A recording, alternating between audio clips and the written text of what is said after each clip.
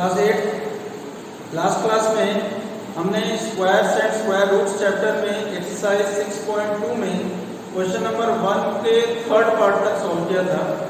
अब आज हम 1 के फोर्थ पार्ट से स्टार्ट करने जा रहे हैं, तो ध्यान से देखिएगा।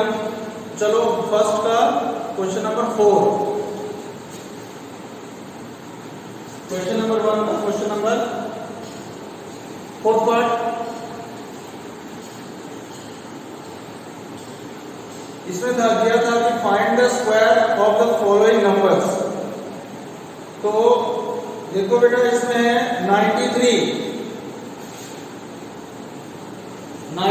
का हमें स्क्वायर करना था।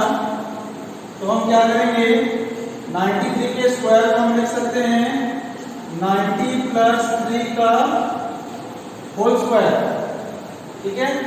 और फिर इसको हम लिख सकते हैं क्या, 90 प्लस 3 इंटू 90 प्लस 3। तो फिर ये हो जाएगा। अब हम मल्टीप्लाई करेंगे 90 का मल्टीप्लाई 90 में भी, और इसी 90 का मल्टीप्लाई फिर 3 में, और फिर उसके बाद ये जो 3 है उसका मल्टीप्लाई 90 के साथ, फिर 3 का मल्टीप्लाई 3 के साथ। तो देखो 90 into 90 plus 90 into 3 plus 3 into 90 plus 3 into 3। तो ये हो जाएगा 90 इंटू 90 यानी कि 8100 प्लस 90 इंटू 3 हो जाएगा 270 प्लस 3 इंटू 90 भी होगा 270 और प्लस 3 इंटू 3 हो जाएगा 9।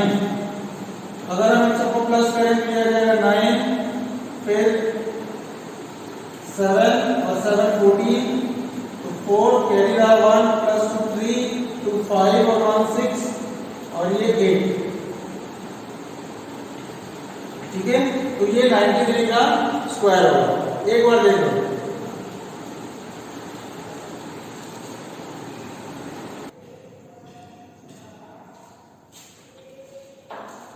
अब चलो नेक्स्ट फिफ्थ पार्ट।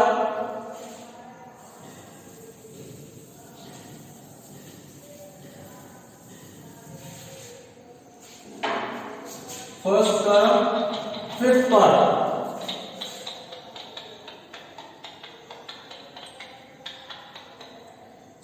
वन का स्क्वायर करना है। जोएल सकरिया माइक ऑफ करो। 71 का स्क्वायर करना है हमें। तो 71 के स्क्वायर को हम लिख सकते हैं 70 प्लस 1 का होल स्क्वायर, फिर इसको हम लिख सकते हैं 70 प्लस 1 इंटू 70 प्लस 1, ठीक है। अब हम मल्टीप्लाई करेंगे तो 70 into 70 plus 70 into 1 plus 1 into 70 plus 1 into 1 into 1। तो ये हो जाएगा 70 इंटू 70 होगा 4900 प्लस 70 इंटू 1 हो जाएगा 70 प्लस 1 इंटू 70 भी 70 ही होगा प्लस 1 इंटू 1 होगा।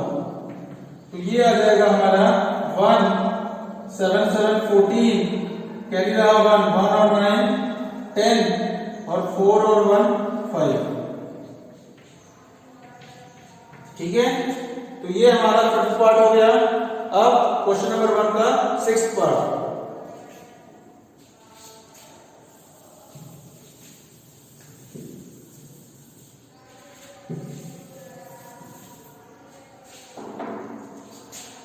सिक्स्थ पार्ट, इसमें कौन सा नंबर दिया है,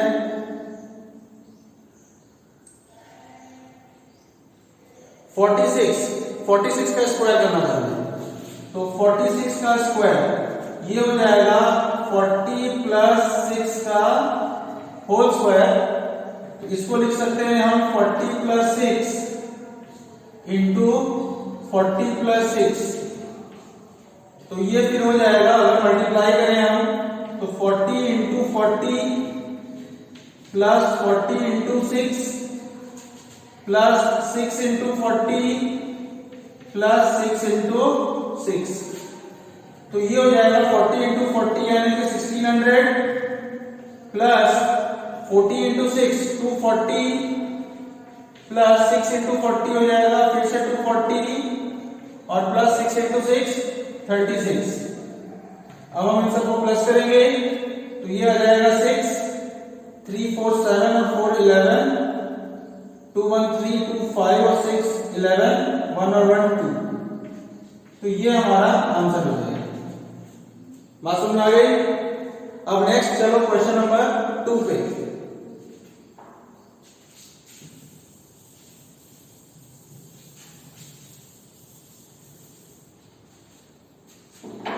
क्वेश्चन नंबर 2,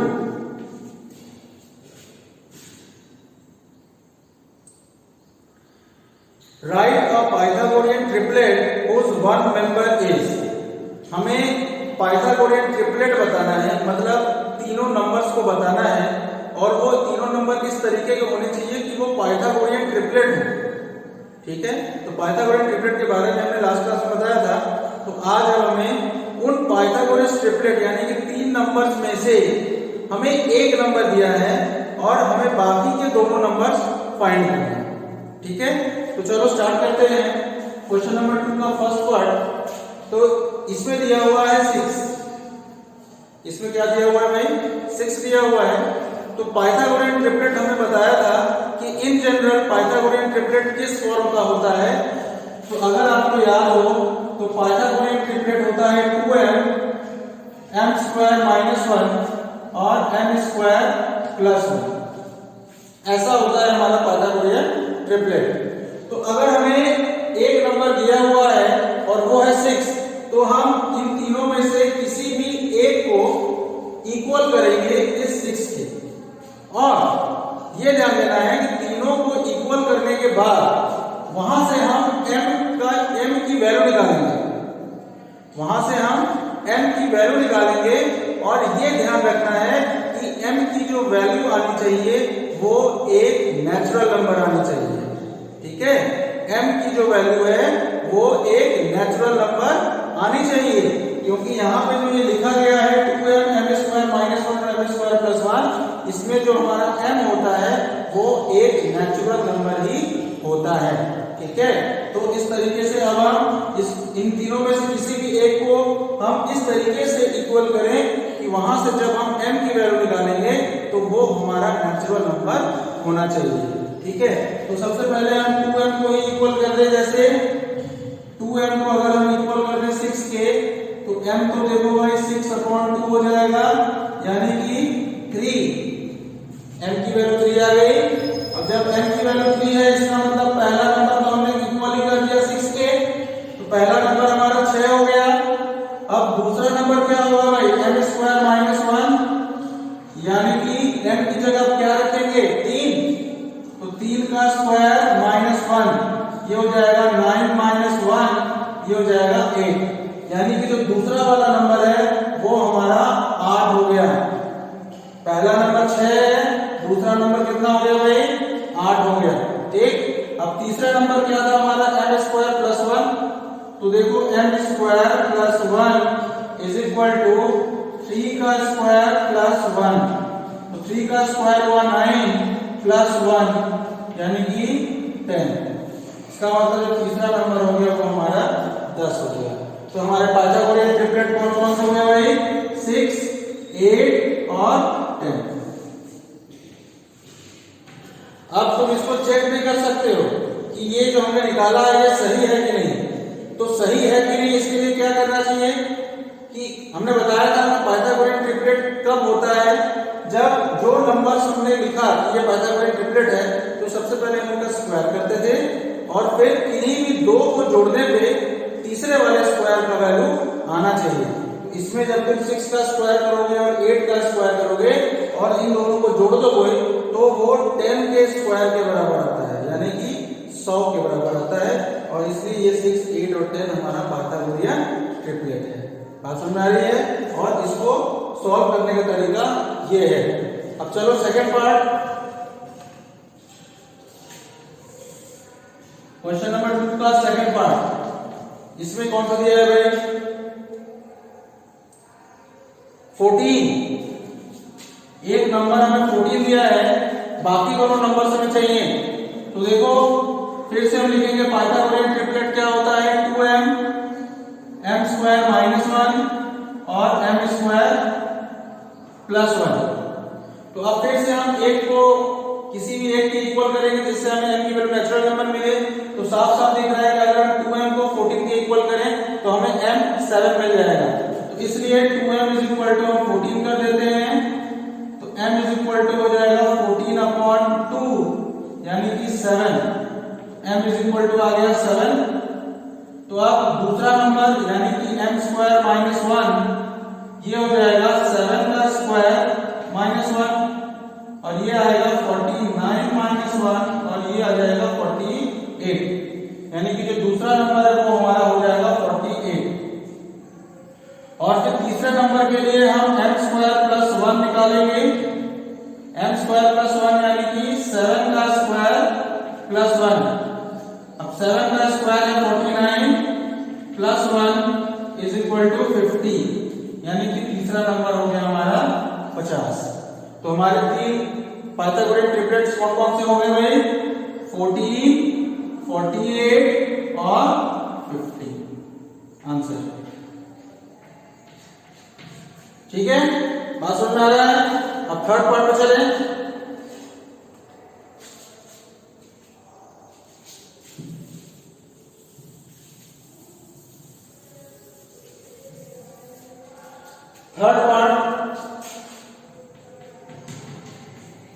थर्ड पार्ट में देखो भाई कौन सा नंबर दिया है,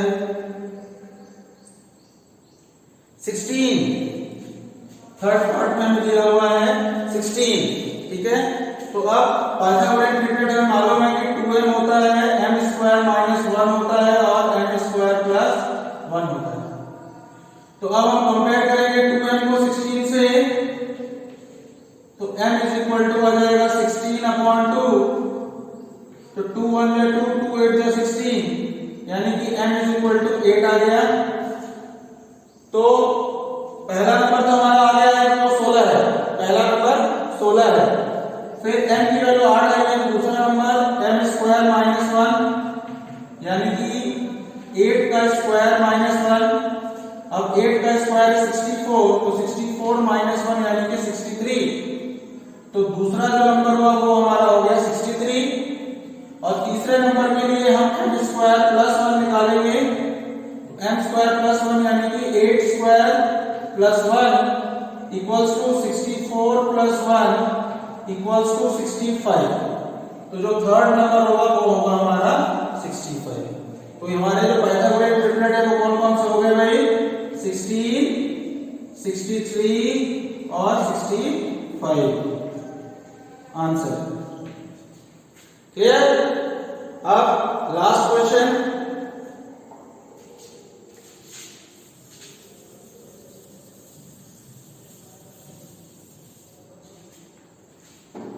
फोर्थ